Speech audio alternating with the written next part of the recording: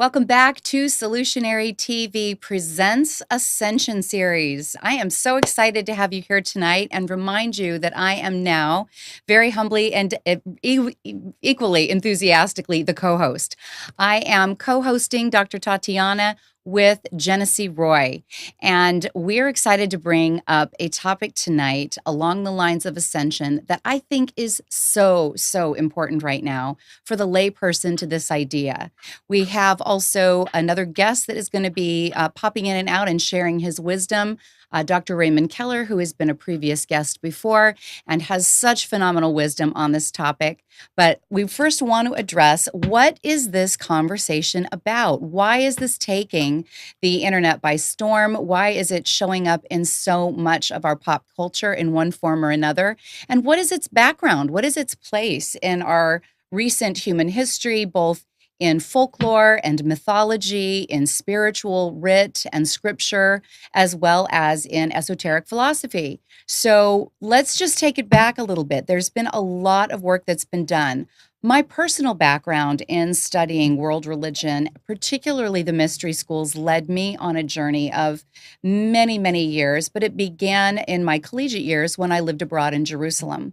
And there was no greater induction to the idea of world religion and what builds belief systems, and eventually my hunger for understanding the mystery schools, than having the ability to travel all around the Middle East, having amazing professors that went into the background of Christianity and the Gnostic Gospels and the Dead Sea Scrolls, so through the Essenes, and the Nag Hammadi documents becoming available that gave us a fuller background about the evolution of Christianity, while simultaneously being able to learn about the Quran and some of the Sufism that was available through the mystery schools there, and Judaism and Kabbalah and the many in-depth areas with which Hebrew as a language, as a magical language that is numeric and also holds so much around spell and dimension. It really just opened up the doors for me. And so what has taken many years is now so easily available for the layperson.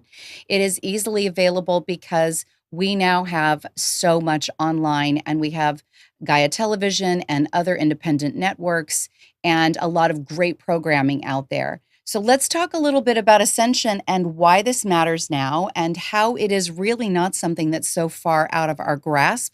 I first want to welcome Jenessee Roy, who is here patiently allowing me to indulge you with some background. Jenessee, thanks for being here with us and leading our pre-call so beautifully today. Oh, thank you so much. It's always such a pleasure. I look forward to every Monday night, and of course the pre-show. We had a fantastic, again, just collective experience where we did a meditation and had a beautiful connection between everybody that jumped onto that call. So thank you. Well, you warmed everybody up for our time together here, and definitely helps build the community that we want every show to be. So please know you're all welcome to come to those. Pay attention to our social media pages and YouTube to be able to find out when those pre-show calls are, and join and be interactive in our community. We will be taking calls later in the show today, but this is really a foundation for some tremendous background. There has been an understanding when you do the research, and as I've said, this has been a deep dive for me my whole life. Nothing was more exciting to me than finding so much done in terms of media and documentary and fact-finding. I'm going to give special kudos tonight to David Wilcock with Wisdom Teachings on Gaia TV. He does all of his own research. I know he correlates with others, but oh, what a gift he gave. What took me 20 years and what he was able to do big props and kudos to him on episode, or excuse me, it was an entire season. It was season 27. We understand that every one of our mystery schools and every one of the esoteric teachings and deep philosophies that have led to common beliefs and theory and mythology and, yes, religion, all agree on a certain concept about the orientation of the soul. So he covered things from the Book of Enoch and the predictions or the prophecies around a solar flash, the Mithraic mystery schools and the Golden Age, the Sibylline mysteries of ascension, biblical encounters, which are replete, Ezekiel prophecies, New Testament parables of ascension, the Law of One, the Law of One, and the amazing understanding and grasp that that has for modern times, the Islamic prophecies of ascension, Buddhist prophecies and the rainbow body. And we know that William Henry with Arcanum, also a Gaia production with his wife, has gone into great lengths showing all of the beautiful artwork that has been available around the concept of other verbiage, right? Other vernacular for ascension, rainbow body, light body, translated body, transcended body. We think about, coming into a state of grace, and who has done this before? Is this a new idea that has only been available now, or is this something that has always been our spiritual birthright? So tonight we're going to talk about this a little bit. We're going to play with who and where can we find corroborating evidence of ascension in the past. I have a personal favorite that I'd studied for a while, which really is going to bring in Dr. Raymond Keller in a moment. But let's kind of bring it back to center with Jenessee, who helps us understand the concept of our interdimensionality. Are we ascending and leaving this body entirely, or are we in a state of grace and access to our interdimensionality at any time? Jenessee, let's talk about this. I love the words that you picked for this. The light body, the rainbow. I mean, all of this to me is completely the potential that we all have, and living here in this time space is all about, I think, accepting, and it's accepting can be such a heavy word, but it's falling in love again with this that we are co-creating, and having access to that. When you can find and have access to that in this reality, it just makes everything so much more connected, and you get there by play.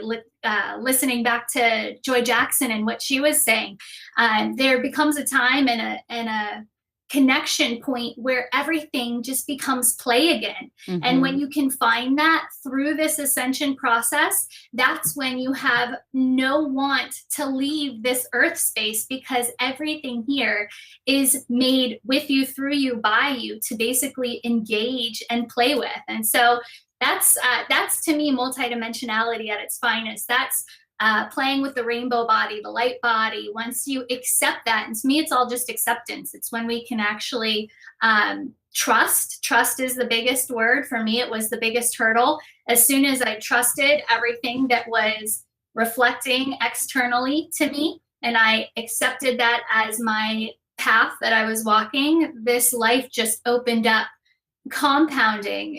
Each day just became more and more glorious. Yes. And being in a state of joy and grace, I think, is the first step. When we are in agitation, when we're experiencing resistance to the life that we are in, we are definitely holding a lower vibration that is creating unnecessary restrictiveness to the access of our interdimensionality. I want to touch on the fact that we've always heard that there were magical beings. They're often referred to, at least in my referencing for tonight, ascended beings or immortals. And I want to just kind of touch on what that immortality means, and then bring it back into how we can frame it while being in the flesh, as you and I are talking about at Jenessee, and enjoying that. Some of the immortals that are the most commonly known would be Enoch, Elijah, Melchizedek, Fulcanelli, Roger Bacon, Linda Goodman, Saint Germain, Paracelsus, the Wandering Jew. Maybe some of these are going to be, ringing true for you. There's an entire listing of Chinese immortals that we could touch on. Penglai Shan, the Immortals of Bali, Nicholas Flamel, Apollonius of Tyana, Immortals Among Us, that's a different grouping. The Secret Chiefs, The Immortals of Avalon, and then one that I want to touch on tonight that is a personal favorite of mine because after studying her work and her books and finding further corroboration, I actually found out that she's a distant relative. And this hits the topic of Annalise Scarin, depending on how you want to pronounce this. I came across her work, Year Gods, and the idea of fine tuning that refiner's fire and creating a space with which we are no longer a victim of our external circumstances. There is a refiner's fire. There is a purification. There is a mastery of the way we think and the way that we feel and the way we act upon others around us and how we're triggered.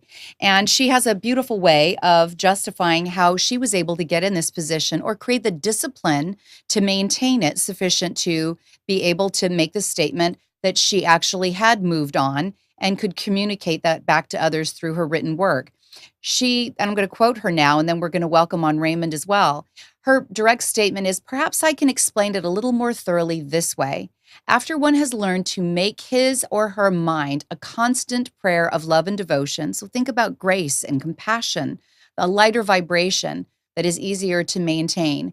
When his heart has become a continual melody of praise and glory, and his mind is at last permitted to reach through into the storehouse of eternal truths, at the fourth dimension, interesting that she'd make that statement, then it is only logical that after abiding in that condition for a while, the body is gradually being filled with light and should be able to follow through it also. So the body takes on the conditions of light body, takes on the conditions of the resonant energy of how you think and how you're feeling. So nothing was more exciting to me when I met Jenessee and Raymond and realized that Raymond had actually studied Annalise Scarin's teachings as well and has a story to tell about how he actually met her in her ascended state. So Raymond, are you with us? Can we draw you into the conversation?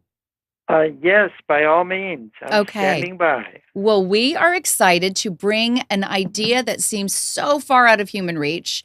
And I know that has not necessarily been all of our viewers' background, and help them understand that if this is a state that is a divine blueprint, that is a divine inherent, accessible, multidimensional accompaniment that we can all embody, that there are steps to it and that it would be something available in every walk of faith, in every culture, on every continent. And that appears to be true. But let's talk about a would-be modern day ascender. What do you know of Anna Lee that contributes to this conversation?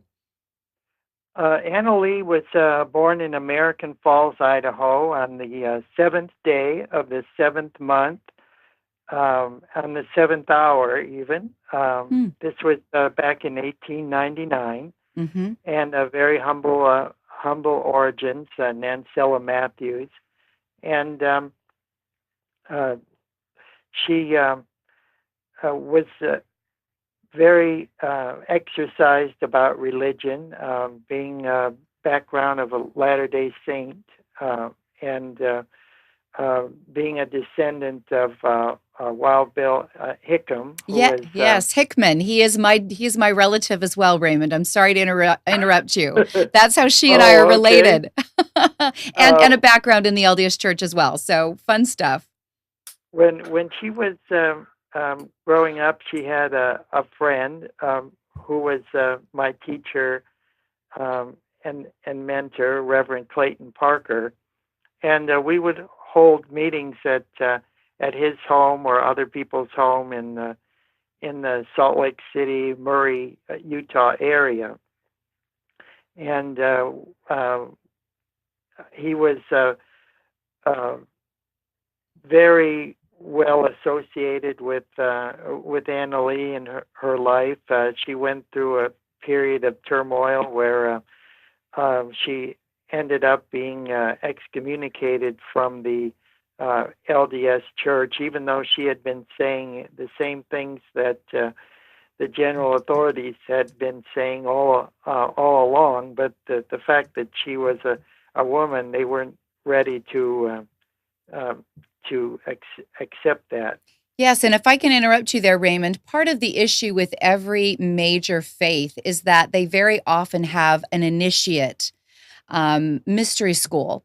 And they're not for the masses, they're not for everyone. And I believe that what she was introducing in terms of a deeper doctrine and the last enemy of humanity or being human is death, and that even that can be transcended, was such a stretch from where the general population is just trying to be Christ-like, kind, and compassionate, that it just could not be properly ingested by the church in general.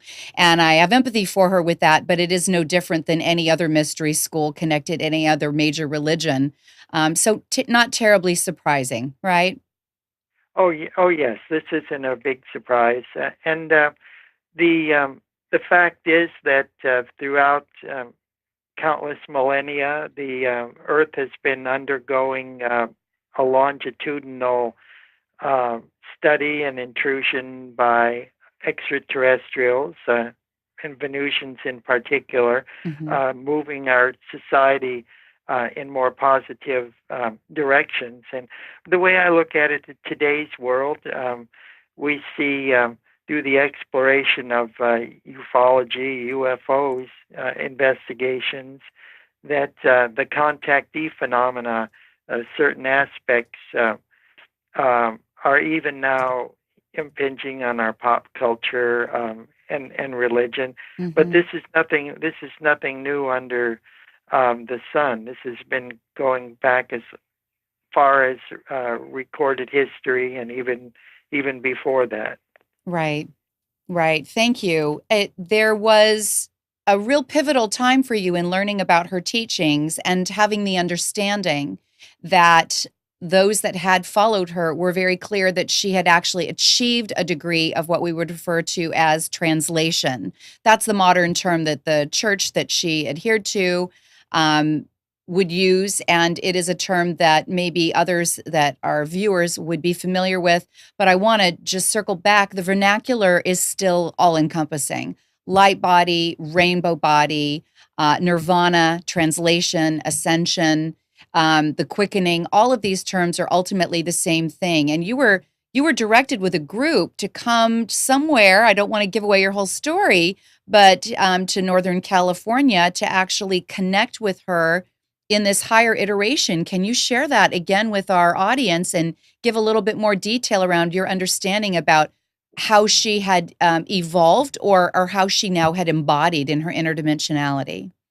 Oh yes. Well, our group was called OSIRIS, Outer Space International Research and Investigation Society, and we were meeting usually at Kay Studstrup's home in the Murray, Utah area, and Clayton would teach us various principles and doctrines and practices from Annalise Guerin's books. But one day he said that he was going to guide us to meet an um, ascended master, and to go on a pilgrimage to Mount Shasta Hmm. in Northern California. Hmm. And so he was 87 years old at the time. This was in 1987, and we followed him. He took us to the parking area at the base of the mountain, and then said that he couldn't go any further. A lot of synchronicitous events had happened along the way, and we knew, we felt that we were being guided, that we were in good hands, and so we followed this. He said to follow this mountain trail, which we did, and we came to a point above the tree line. There was a, a field of of rocks there, pretty good sized rocks, and there was a spring of water coming out from these rocks, and we decided to take a rest. We were pretty tired, and this was after the harmonic convergence, Mm-hmm.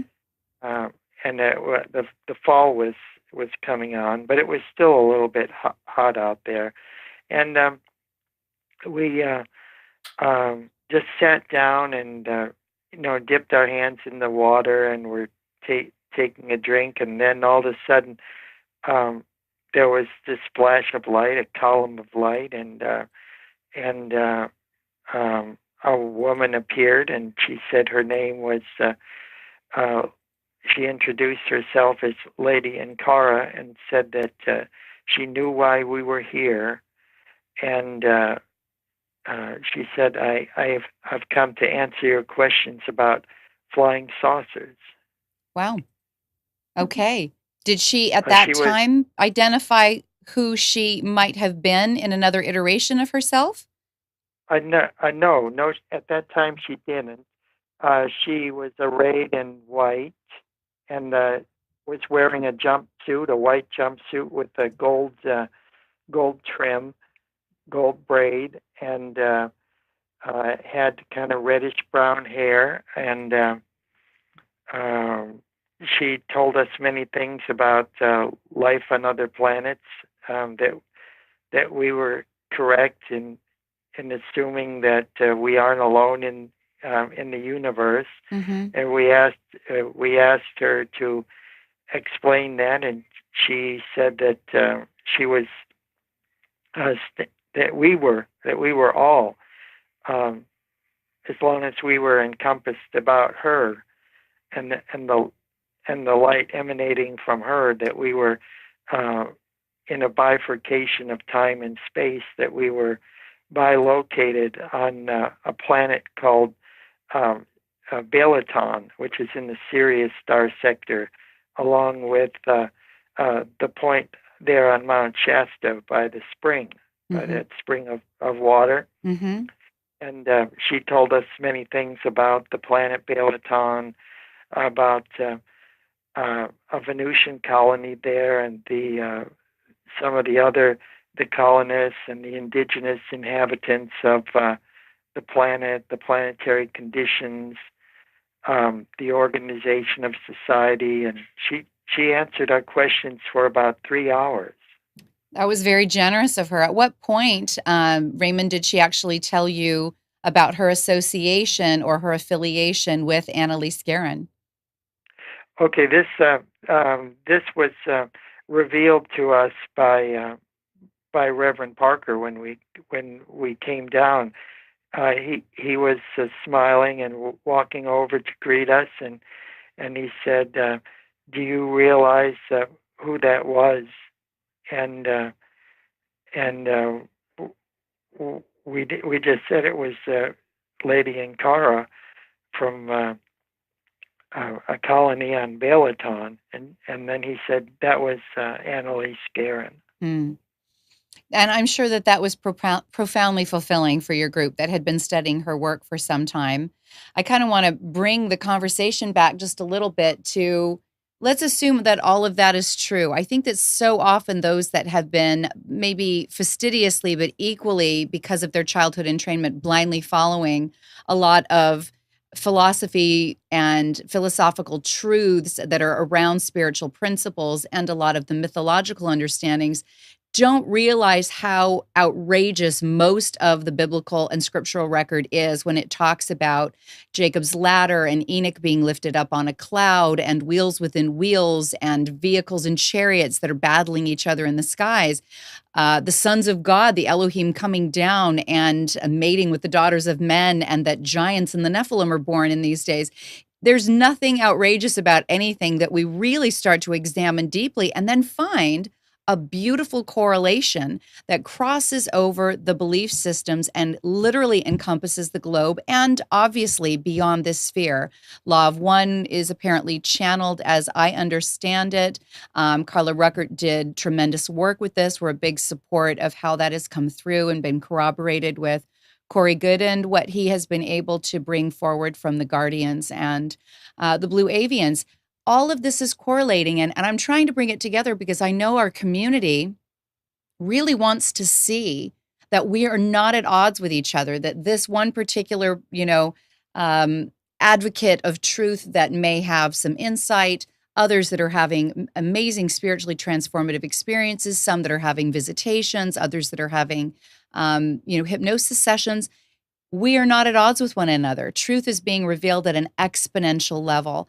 Jenessee experienced riding through 11 different bodies on 12 different planets and determining and encompassing that those were iterations of herself that she has fractalized into, that she can bring into and embody here and now. I think that we've all actually been saying the same thing. And because we are human beings in different areas of the world and we have a different application of understanding, we may have missed the fact that most of the common threads that we can follow actually are saying the same thing, and we are unified in principle. So, Jenessee, bringing it back to you, yes, we need to fall in love with these human bodies, but we also do have access to higher states of consciousness, and you are evidence to that, aren't you? I am. That's a loaded question. It is. I am. And this is how Raymond and I met from our last interview with you together. Raymond and I was able to sit next to Raymond at a conference and hear every one of the people who were there showing basically at the conference were coming up to Raymond. It wasn't just the guests of the conference. It was the people who were running the conference were there and wanting to engage and get Raymond's time because he's so well known for what he does. Mm-hmm. And so I was lucky enough to sit next to him and hear his conversations with these different people as they would come over and engage him on his new books and what manuscripts he had gotten now, or what has just come across his desk that he was scientifically proving for the communities out there. And so listening to all this and being somebody who was kept very closeted with everything metaphysical, esoteric,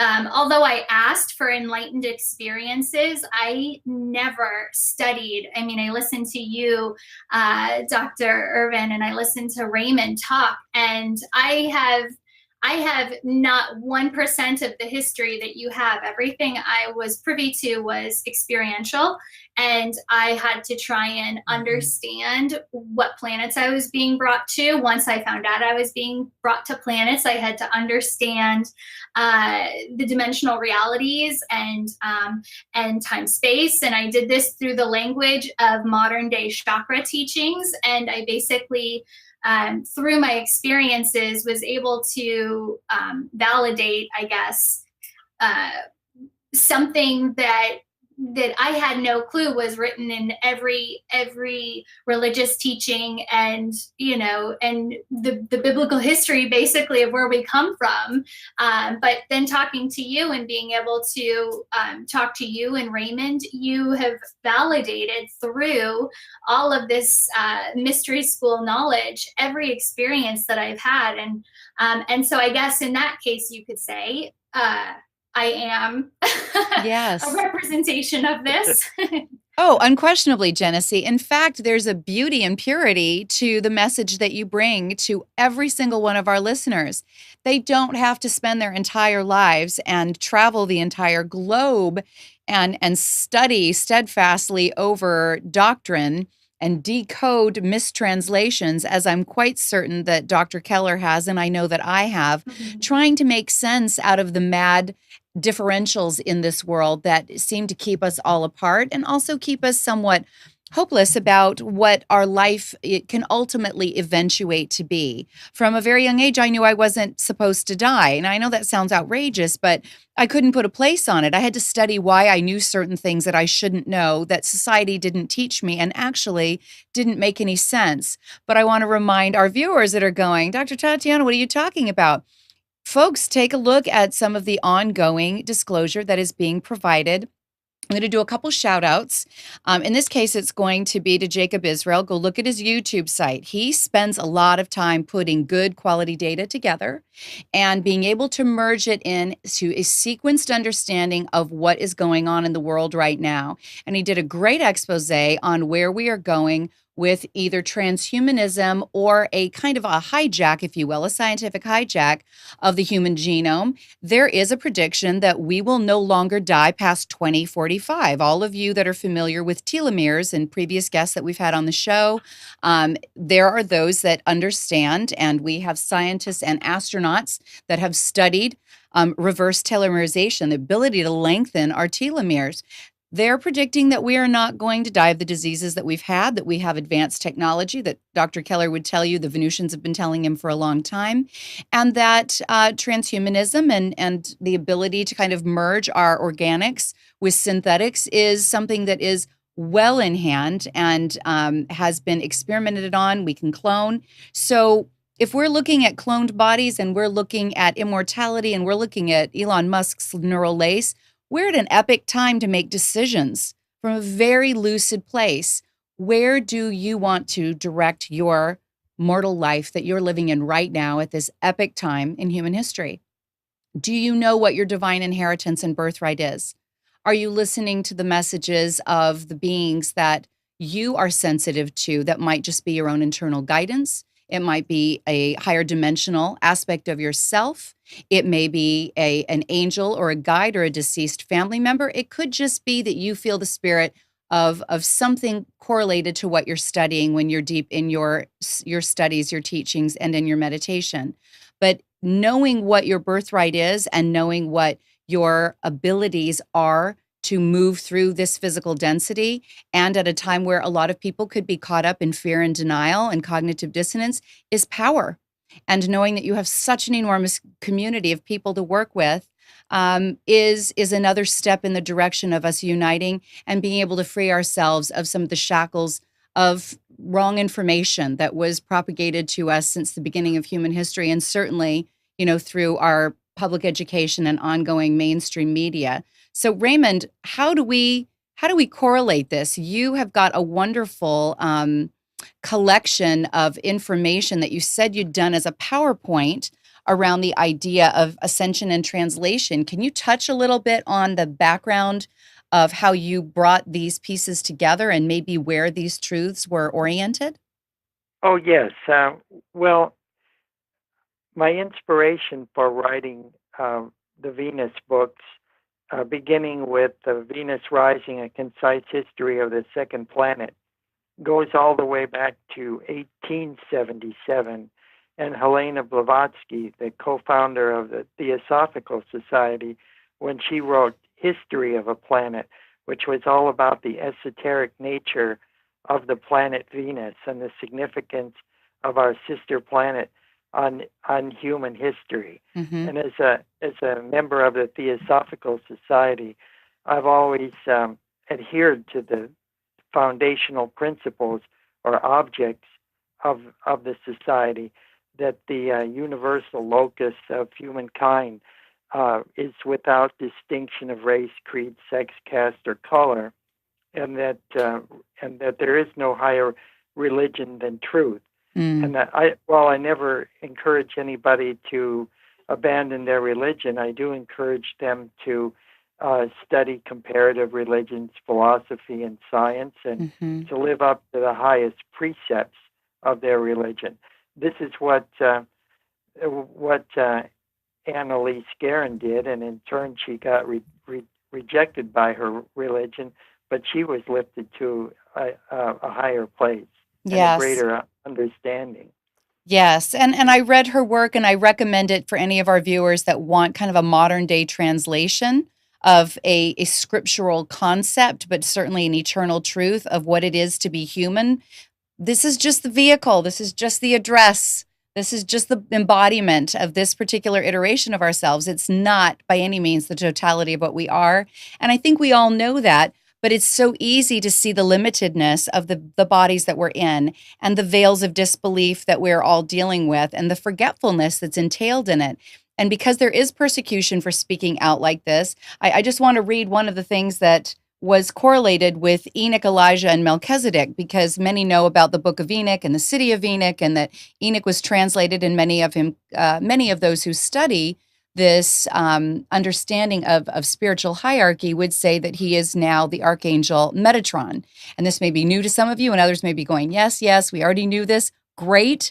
Did you know what the sacrifices are for those, many of those that had to go through the personal refiner's fire, the personal burning off of their dross, to be able to move past the density in a very alchemical way of that 3D physicality and the ego and the blindness that we have around who we are and how we interrelate to others, and the story that we tell ourselves. So I just wanted to read this quote. Inevitably, those who have mastered physical immortality, who have truly made the word flesh, have faced persecution, have sometimes had to fake their own death, and have had to withdraw from full public participation in the culture of their respective communities and nations. However, we are at the end of an old eon and at the dawn of a new. At every such major planetary change, all ideas undergo reevaluation. Many conventions are overthrown, certain old ideas become useless, and new ideas suddenly become useful. Physical immortality is most useful and new, yet extremely ancient. It is an idea now available as we enter into the new Aquarian eon, or the new Aquarian age. And so we know that planetary changes are taking place. We've got Mr. Michael Bradbury, who is our guest, MRMBB333. Look at his work, look at past shows so that you can see what he's put out. He just put out his weekly climatary report today, and it was phenomenal. We've got strange seismic activity going on, volcanic activity, storms and dust storms, and hurricanes that shouldn't be taking place, and tornadoes in areas of the world that have not been there before. There's a lot of moving and shaking, and we are in what he would refer to as a unique planetary alignment. Raymond mentioned that there was some big things going on back in 1987 called the harmonic convergence. Well, right now we have all planets on one side of the solar system at a time where we are so close to the center of the Milky Way galaxy. And in that great year, that nearly 26,000 year cycle, we're expecting a lot of enormous things.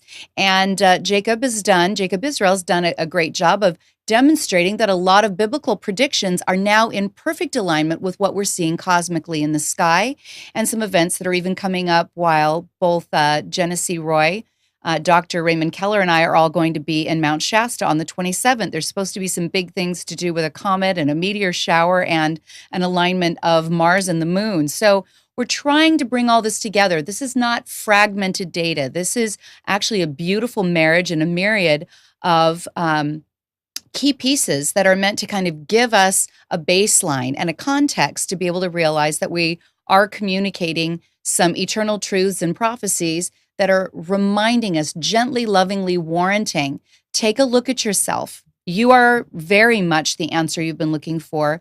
You have access to the higher iterations of yourself. When I've listened to Jenessee, and I want to bounce back to her, I'm sure the first ride that she took into a higher iteration of her multidimensionality and experienced being in a body with more faculties and more abilities than what she's used to now, there could have been a moment of deniability, but she embraced that. And I acknowledge her for it, because she didn't have all the study in the background. She just had to trust that wisdom and that knowing and that experience was real. So Jenessee, let's talk a little bit about maybe the most profound iteration of yourself, maybe the highest density that you also are currently integrating, so that some of our guests have an idea of what that experience could be like for themselves if they were to follow some of the course of and introspective meditation that we've been encouraging.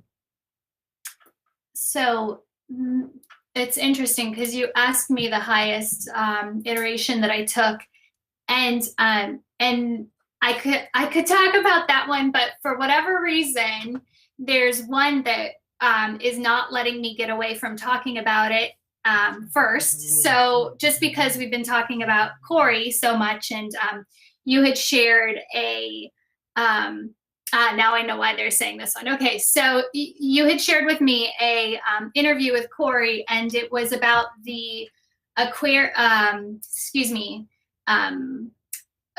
Blue beings that blue avians? reside under the ocean. And there was some Aquafarians. story about soldiers back in the day that their vessel was destroyed, and there were 3 boats, and soldiers were on these boats, and there was some big cover-up story about what had really happened or transpired during that night or that day when the boat was destroyed, and these soldiers were abandoned on just 3 boats in the middle of the ocean. And what had happened, or with full disclosure, what had happened, what the cover-up was, there were these multi-dimensional beings that had came out from under the sea that had kind of mermaid tails. And Aquafarians. if anybody saw The Shape of Water, this is what these beings kind of look like.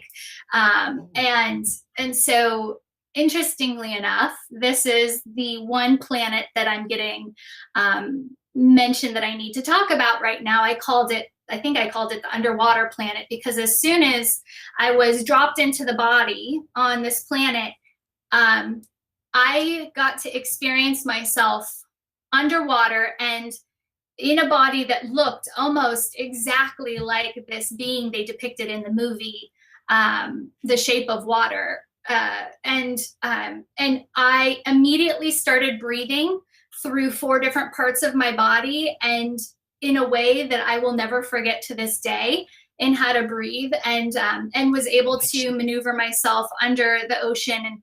And Tatiana, when you shared this story that Corey had talked about on with the disclosure movement, it resonated so deeply, although there was a negative connotation to these beings taking soldiers, or what they were doing with the soldiers. My experience, I was one of these underwater beings, and what had happened, this was an inner earth dimensional reality, and what had happened was there were beings that were very angelic in nature that had come down and basically put in servitude these underwater beings that I was, and had basically made us slaves, and were having us work on the underground power sources that all I can explain that they look like were these underwater volcanoes that harnessed massive amounts of energy and to supply their world. And it took almost killing off my entire race in this experience to wake me up to this timeline convergence that I had, that this is still repeating itself. And it's interesting to me that we still have this in modern day, where people are giving their power over to a partner, to a boss, I mean, look at this.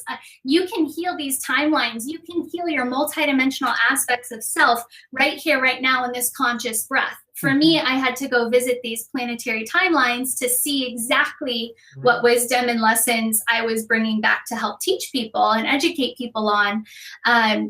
But you can do this. You can heal those timelines from all time, all space that you've ever coexisted in, just by healing your interactions and connections in this one life. So, you know, that husband or wife that you're partnered to might be the exact energy that you were in connection to off planet. And so it's just so interesting to me that the ascension is now. Everything is happening now. All you have to do is want to choose to live a conscious life, and understand that everything in your environment, everything external of you, is basically calling for your attention to step up, acknowledge, gain the wisdom, integrate, and then move on and play. Find your play. You can.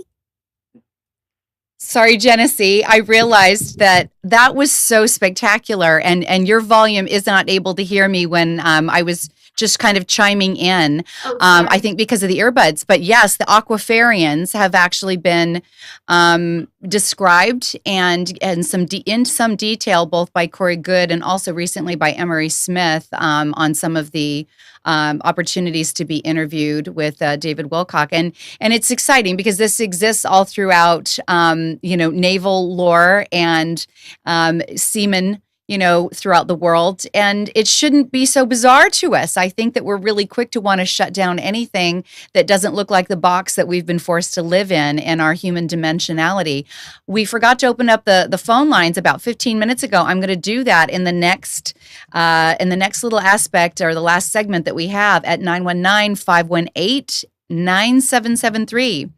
Any of you that have a question, this has really been a loaded evening. There's so much that we've been discussing, but we don't want to miss this being an open dialogue, because this is about all of us learning together and corroborating understanding, and every one of us is lifted up by having that understanding expanded. 919-518-9773.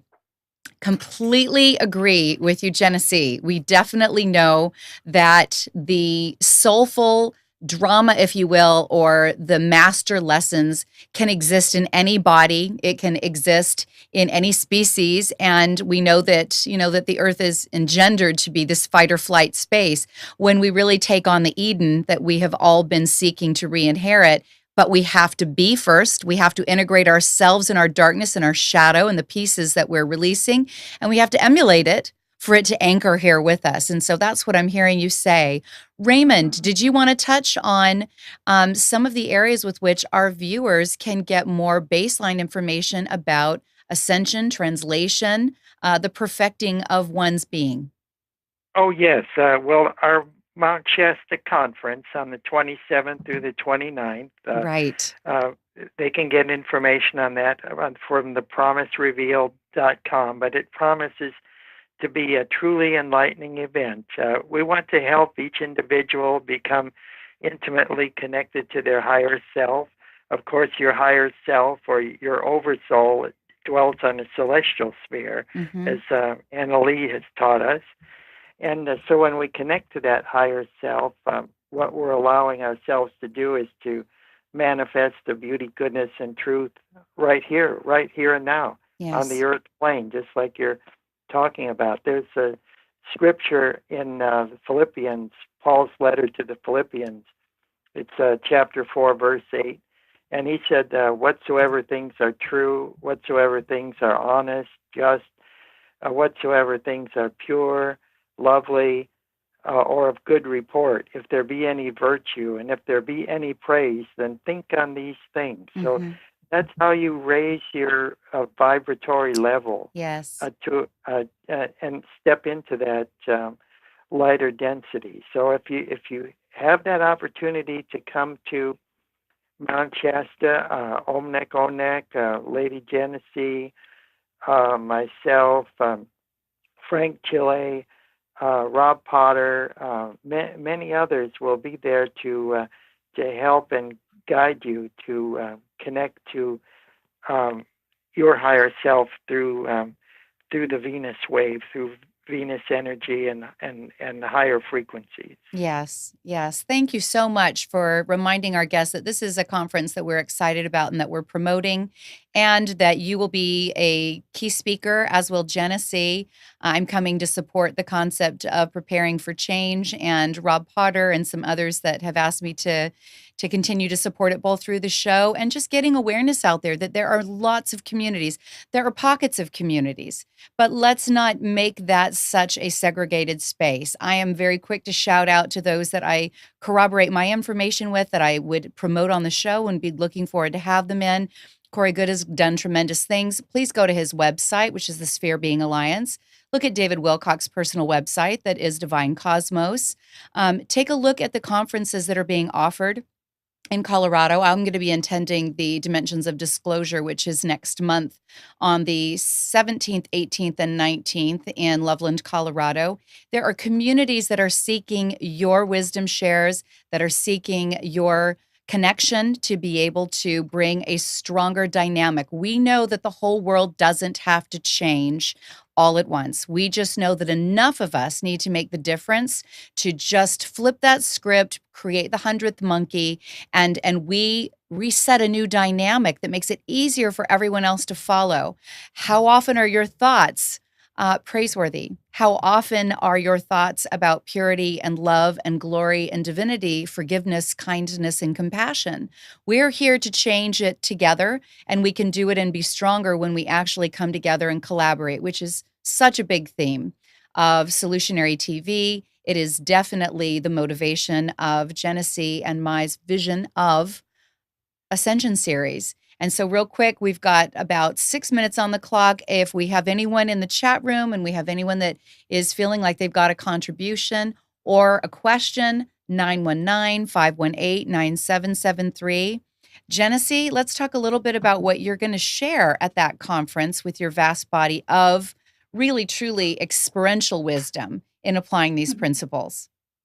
Thank you. So the interesting thing is 2 nights ago, and I think this is probably when, or whenever you started connecting Raymond, is when I started actually getting downloads finally, because I've been waiting for these downloads to come through of what I'm supposed to present at Shasta. I'm somebody, like you said, who lives very present moment, very grounded.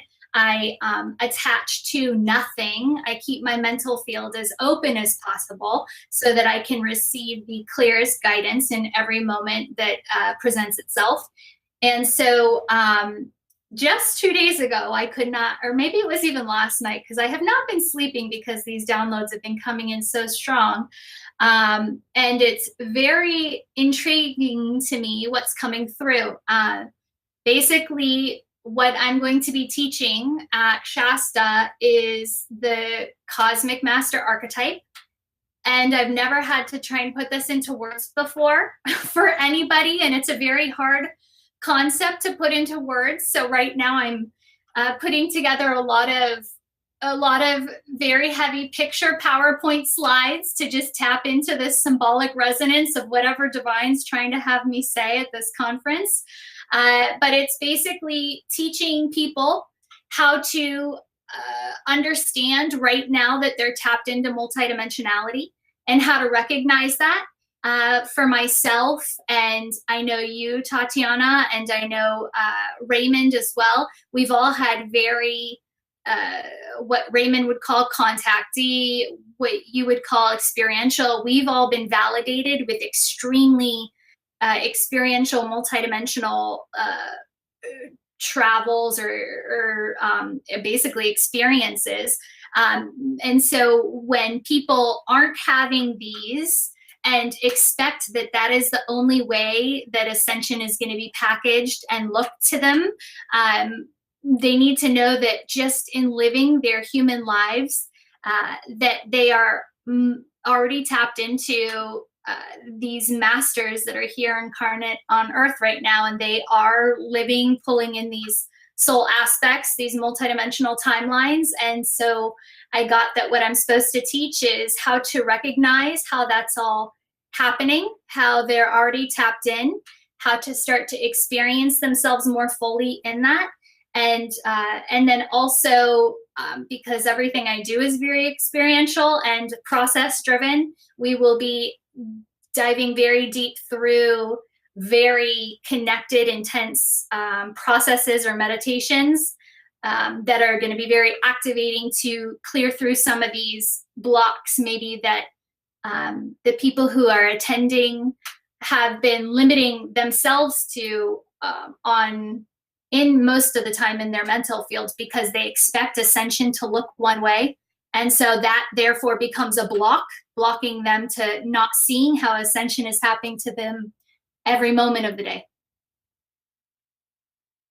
On that too, we've got our volume? Just checking. Mercury's in retrograde, folks, and the planets are doing all kinds of wonky backflips. So there's going to be a little humor on our shows until we move through this unique planetary alignment, which I'm told is nearly 6 weeks, thanks to Mr. Bradbury. When we consider how much really the contribution is that we have to shift our perception and to shift our accessibility. I was in a recent meditation given a vision that so beautifully aligns with exactly what Raymond just quoted, that Anna Lee had spoken about, the scripture that he correlated with it, and what you just said. in a moment of deep meditation in my very favorite place, which is in my copper pyramid, and I've got my headset on, and props out to Dr. Eben Alexander and Karen Newell for Sacred Acoustics, one of my favorite go shoot through the cosmos and see the multiverses tool. I started to go again into one of these very, very deep inductive states where I am multidimensional. I am not just within this body. I'm starting to see other iterations and other potential timelines that exist out there. And having a dialogue with a higher being, and not to focus too much on that, because what I'm trying to make a point across is more about what it took to keep that communication. Something was revealed to me that my mind started to stir on. And like all of our human minds that have a tendency to be monkey mind, and probably one of the biggest things that most of us are wrestling with is that we can think of one thing and it leads to 5 other things. And before we know it, we're in the middle of a film we saw back in 1992, and it has nothing to do with the present moment, what we're meditating on, or where we want our focus and attention. And I had a moment like that. And I looked to that divine guidance in front of me, and I said, how did I end up way over here? I'm seeking you. I want more of this wisdom, more of this answer, more of this divine data download. And what I heard very compassionately, but equally with a little bit of snark and humor is, did you see how quickly you let your mind go? If you want to embrace being a 4th and 5th, 6th, and higher dimensional being, as we have been talking about with these immortals, with these transcended, translated, and ascended beings. If you want to follow all of this cumulative work that we've been talking about tonight, we really have to be responsible for how we're managing our energy, what we're focused on, what level of vibration those thoughts and those feelings and those engagements with others are. I am holding myself fiercely accountable. I know you are, Jenessee. I've experienced the beauty of your steadfastness and what it took for you to get into these states. Raymond, what you've offered in the body of your work and what wisdom has been shared by the Venusians is just so vast. I'm humbled to be amongst those that are true practitioners, and I'm welcoming our viewers and our audience to join us much more actively going forward so that they can share. Any quick last thoughts, Raymond or Jenessee, because we are actually right on the hour, and I want to close giving our viewers, our audience, and those that we are lovingly supporting the best hoorah and finale on this segment. All right. Well, I have a significant quote from Annalise Guerin that embodied her entire philosophy, and it's one that I live by, and I know many seekers of cosmic wisdom also follow it. She said that no 2 lives are alike, yet each life unfolds a divine pattern of unfoldment, a great and holy destiny, rich in achievement and honor. As you live true to the pattern of yourself, that deep inner self, you will unfold as perfect, as joyous, as naturally beautiful as the tree will reach its full measure of fulfillment. No one can keep you from reaching your highest destiny if you will follow your own true pattern of life. So from the congregation of light that encompasses all of us, I leave with those words of Annalise Guerin. Wow. That was poignant and perfect. Thank you so much, Dr. Keller. It is such an honor having you join us again with your body of wisdom. Looking forward to hearing you speak, share more, and rub elbows with that loving and deeply wise Venusian energy. And Jenessee, just having you as this co-host with the full experiential embodied wisdom that you share and bring to those that are looking for other ways, other tools, other applications. It doesn't have to be a lifelong course. It really just has to be dedicated, doesn't it, Jenessee? Oh, yes. Heart-centered and dedicated. Okay. Well, there was so much more we could have covered. I just want to thank our audience. Thank you so much for coming back to Solutionary TV and making this fun for every single one of us that is bringing you this content and corroborating more opportunities for you to find answers both here and elsewhere. We want to share the good news. We are in a time of pivotal, transformative, and never probably to be seen again in this iteration and this vibration human change. And this is an opportunity for you to see all that you are here to be and all that we are here to support you in becoming. And remember, as we close tonight, thank you to all of our guests. Thank you all of our wonderful listeners. Together, we are the solution.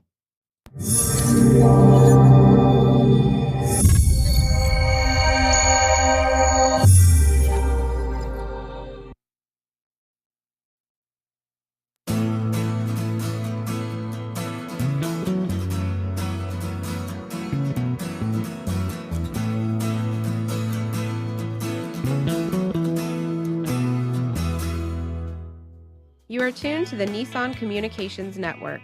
If you tuned in too late, you can always watch each program in its entirety or download an MP3 audio file of it in the archives section at nissancommunications.com. Don't forget to subscribe to our YouTube channel, follow us on Twitter, and like us on Facebook. Sponsored by Telestream's Wirecast software, StreamingGear.com, Carolina Apparel, and DeltaForce.net.